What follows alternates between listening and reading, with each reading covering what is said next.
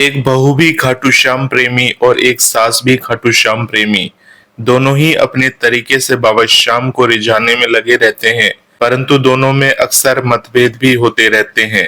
सास बहू को ताने देने से बिल्कुल नहीं चूकती, जबकि बहू भी चुप नहीं बैठती। ऐसी स्थिति में बाबा श्याम किसकी सुनेंगे, आज इस वीडियो के माध्यम से जानेंगे। आप सभी श्याम भक्तों को जय श्री श्याम। श्याम भक्तों, कैसे हैं आप सभी? उम्मीद करते हैं अच्छे ही होंगे।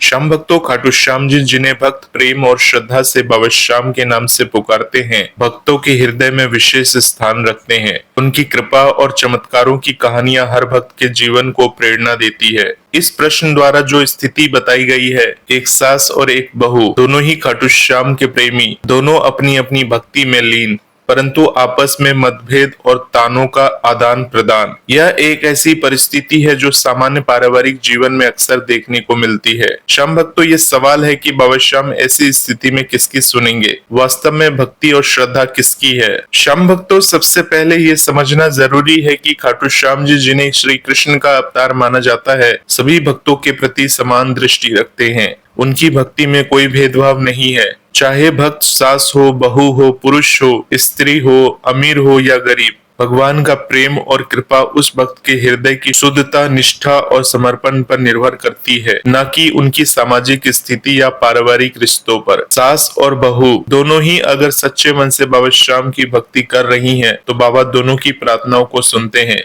लेकिन यह सवाल भक्ति का नहीं, बल्कि उनकी आपसी व्यवहार और मतभेदों का भी है। सास और बहू के बीच मतभेद और ताने एक सामान्य मानवीय कमजोरी का परिणाम है। सास जो उम्र और अनुभव में बड़ी है, शायद अपनी बहू को अपने तरीके से भक्ति करने या घर के काम करने में कमी निकालती हो। दूसरी और बहू जो नई पीढ़ी का हिस्सा है, अपनी स्वतंत्र सोच, भक्ति के तरीके को लेकर सास की बातों का जवाब देती है। यह तनाव न तो उनकी भक्ति को कम करता है और न ही बाबा श्याम के प्रति उनके प्रेम को, लेकिन यह उनके रिश्तों में करवाहट लाता है जो उनकी आध्यात्मिक यात्रा को प्रभावित कर सकता है। बाबा श्याम जो अंतर्मन को देखते हैं, निश्चित रूप से दोनों के हृदय को पढ़ते हैं। वे न केवल उनकी पूजा बल्कि उनके विचारों, भावनाओं और व्यवहार को भी देखते हैं। श्याम भक्तों, भक्ति का असली अर्थ केवल मंदिर में पूजा पाठ करना, भजन गाना या व्रत रखना नहीं है। भक्ति का एक महत्वपूर्ण हिस्सा है दूसरों के प्रति प्रेम, करुणा और सम्मान। गीता में भगवान श्री कृष्ण कहते हैं कि जो व्यक्ति सभी प्राणियों में मेरे स्वरूप को देखता है, वही सच्चा भक्त है। अगर सास और बहू दोनों खाटू श्याम जी की भक्ति करती हैं, तो उन्हें बाबा श्याम के इस संदेश को जरूर समझना चाहिए कि भक्ति केवल बाहरी कर्मकांड तक सीमित नहीं है। यह हमारे व्यवहार, हमारे शब्दों और हमारे रिश्तों में भी झलकनी चाहिए। सास का बहू को ताने देना या बहू को सास के प्रति जवाबी रवैया, दोनों ही उस प्रेम और शांति के खिलाफ है जो बाबा श्याम अपने भक्तों में देखना चाहते हैं। ऐसी स्थिति में बाबा श्याम किसकी सुनेंगे? इसका जवाब यह है कि बाबा दोनों की ही सुनेंगे, बशर्ते उनकी भक्ति सच्ची और हृदय से हो। लेकिन बाबा श्याम की कृपा का पूरा लाभ वही उठा पाएगा जो अपने मन को शुद्ध करेगा, अपने व्यवहार को सुधारेगा और दूसरों के प्रति प्रेम और सम्मान का भाव रखेगा। अगर सास अपनी बहू को केवल कमी निकालने का साधन समझती है, तो वो अपनी भक्ति के मार्ग में स्वयं बाधा डाल रही है। इसी तरह अगर बहू सास की बातों का जवाब तीखे शब्दों में देती है, तो वो भी अपने मन में नकारात्मकता को जगह दे रही है। बाबा श्याम दोनों को ये संदेश देना चाहेंगे कि भक्ति का मार्ग प्रेम, क्षमा और एकता से होकर जाता है। चलिए आपको एक कहानी के माध्यम से समझाता हूँ। एक बार दो भक्त एक मंदिर में भगवान की मूर्ति के सामने अपनी अपनी प्रार्थना कर रहे थे।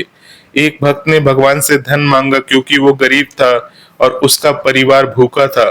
दूसरा भक्त जो धनवान था, उसने भगवान से और अधिक धन की प्रार्थना की। दोनों की प्रार्थना सुनकर भगवान ने दोनों को आशीर्वाद दिया, लेकिन उस गरीब भक्त को विशेष कृपा मिली क्योंकि उसकी प्रार्थना में निस्वार्थ भाव था। यहाँ सास और बहू की स्थिति में दोनों की भक्ति में सच्चाई हो सकती है, लेकिन जो अपने मन में द्वेष, अहंकार और नकारात्मकता को हटाएगा, वही बाबा श्याम की कृपा का अधिक लाभ उठा पाएगा। श्याम भक्तों, इस स्थिति में सास और बहू को क्या करना चाहिए? सबसे पहले दोनों को ये समझना होगा कि उनकी भक्ति का असली मोल उनके आपसी प्रेम और समझ में है। सास को अपने बहू को एक बेटी की तरह देखना चाहिए। न कि एक प्रतिद्वंदी की तरह। बहू को भी सास के अनुभव और उनके भक्ति के प्रति सम्मान दिखाना चाहिए। दोनों अगर एक दूसरे के साथ मिलकर खाटू श्याम जी की भक्ति करते हैं, जैसे कि एक साथ भजन गाए, मंदिर जाए या एक दूसरे की मदद करे, तो उनकी भक्ति और भी गहरी होती जाएगी। बाबा श्याम का आशीर्वाद उस घर में अधिक बरसेगा जहां प्रेम और शांति का वातावरण हो। श्याम भक्तों, अगर सास बहू से कहो चलो आज हम दोनों मिलकर बाबा श्याम के लिए एक छोटा सा भजन कीर्तन करते हैं, और बहू इसे खुशी खुशी स्वीकार करे, तो न केवल उनका रिश्ता मजबूत होगा बल्कि उनकी भक्ति भी बाबा श्याम तक अधिक प्रभावी ढंग से पहुंचेगी। बाबा श्याम का मंदिर वो स्थान है जहाँ भक्त का मन शुद्ध होता है। अगर सास और बहू अपने मतभेदों को बोलकर एक दूसरे के साथ प्रेम और सम्मान से व्यवहार करे, तो बाबा श्याम निश्चित रूप से ही दोनों की सुनेंगे।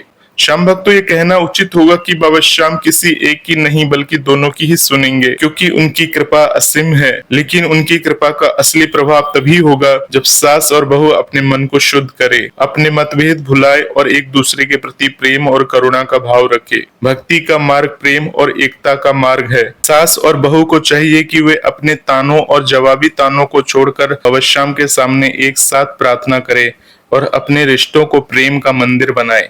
बाबा श्याम का आशीर्वाद दोनों पर बरसेगा और उनका घर प्रेम, शांति और भक्ति से भर जाएगा। तो उम्मीद करते हैं श्याम भक्तों, आप सभी इस प्रश्न के जवाब से सहमत होंगे। मिलते हैं श्याम भक्तों एक नए वीडियो के साथ। तब तक के लिए आप सभी श्याम भक्तों को जय श्री श्याम, जय श्री राधे।